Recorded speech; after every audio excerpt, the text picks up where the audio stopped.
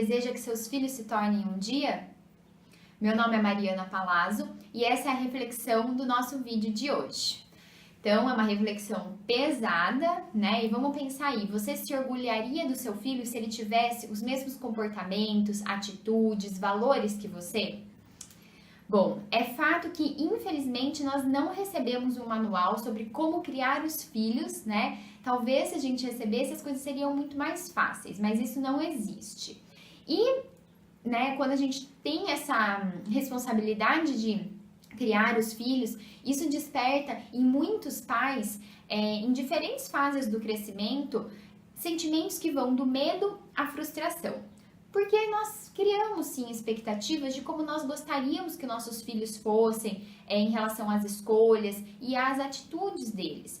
E geralmente a nossa criação é baseada nas referências que nós recebemos dos nossos educadores, então sejam pais, avós e até professores. Então, basicamente, a gente dá aquilo que nós recebemos.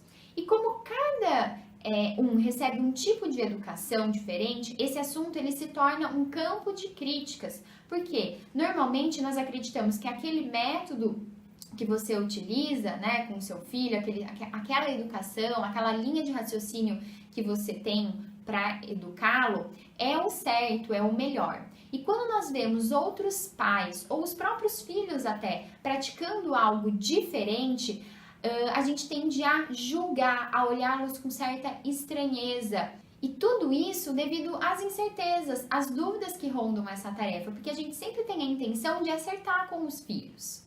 Mas por vezes nós esquecemos que nossas crenças relacionadas à autovalorização, a quem eu sou, a como eu devo me relacionar com o mundo, começam aonde? Dentro da família. Principalmente na infância e na adolescência, que é a fase em que nós estamos conhecendo, aprendendo mais sobre o eu, sobre o outro, sobre o mundo. É onde está sendo construída a base daquele indivíduo. Isso quer dizer que são principalmente nessas fases que a família molda quem nós seremos. Então, o que aquele indivíduo vai ter medo, no que ele vai acreditar, quais são os seus valores deles, as crenças dele, tá? E isso pelo jeito que os pais se relacionam entre si, com o mundo, com o próprio filho. Então, o que vocês pais são, né, como vocês se comportam, ensina muito mais os filhos de vocês do que o que vocês dizem. Portanto, é preciso ser o que se quer que seus filhos se tornem, que os seus filhos sejam. Porque é aquela historinha, falar é muito fácil, a gente vê muito na prática. E os filhos se espelham no quê? Na prática, em como os pais reagem, no comportamento deles. Então, se você deseja que seus filhos se amem, se aceitem como eles são, a sua maior tarefa é o quê? É se amar, é se aceitar como você é. Ou seja, você precisa ser um modelo para essa viagem, para essa luta que é a vida. E isso não significa que vocês tenham que ter compreendido tudo sobre criar filhos, que vocês sejam perfeitos, porque não existe isso, que vocês acertem sempre, que vocês tenham que cumprir as dicas à risca, mas que vocês estejam dispostos, atentos a aprender, a explorar esse caminho juntos com ele, auxiliando, tá? E como pais, nós podemos ajudar os nossos filhos a enfrentar a vergonha que muitas vezes nós sentimos quando as coisas não saem como esperávamos, né? Até em relação a eles. E todos os demais também desafios que a vida nos coloca. Então, se a gente estiver também atento aos pré-requisitos que nós estamos transmitindo a eles, ao que os torna mais ou menos aceitos, tá? Isso também ajuda muito, porque todo mundo tem essa lista, consciente ou inconscientemente, né, dentro de si. Eu só serei valorizado se eu fizer o quê? Se eu passar qual imagem? Se eu me relacionar com quem? E isso transmite uma ideia de amor condicional, que é um amor muito perigoso.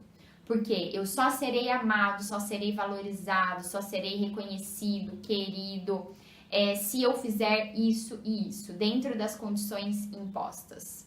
Tá? E nesse sentido, entra muito também a questão do perfeccionismo. Então, se vocês lutarem para serem pais perfeitos, muito provavelmente tentarão enquadrar os filhos nessa, sem intenção negativa, tá? Então, atentem-se para, eu estou focando em comportamentos que precisam melhorar ou mudar, ou em quem realmente o meu filho é. Porque é muito diferente alguém que contou uma mentira de alguém mentiroso, tá? A gente precisa, então, estar mais atento a essas coisas, ao que eu venho transmitindo para os meus filhos, para ver se isso está coerente a como eu quero que eles sejam, né? E coerente com o que eu acredito, com o que eu penso ser correto, e não impor uma coisa, mas estar ao lado, caminhando junto, construindo junto.